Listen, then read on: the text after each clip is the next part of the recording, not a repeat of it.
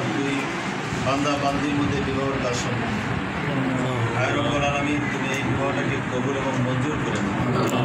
আয় রব্বুল আলামিন, এদের মধ্যে ভালোবাসা বন্ধুত্ব সৃষ্টি করে দাও। আজীবন তারা যেন সুখ শান্তিতে থাকে সেই ব্যবস্থা করে দাও। আয় রব্বুল আলামিন, তাদেরকে নামাজি দিনদার মুমিন মুত্তাকি বানায় দাও। আল্লাহ তাদের দুইজনকে শরীয়তের বিধান পালন করে চলার তুমি তৌফিক দাও। আয় রব্বুল আলামিন, এই পবিত্র বিবাহ অনুষ্ঠানে আমাদের আব্বা আমার জীবনের সমস্ত গুনাহগাতা মাফ করে দাও।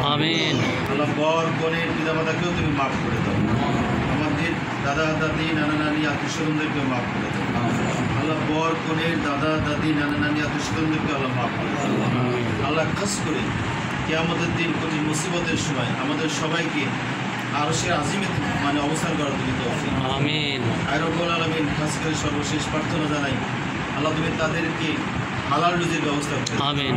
আল্লাহ তারা যেন কোনো অসুবিধার মধ্যে না থাকে সেই ব্যবস্থা করো।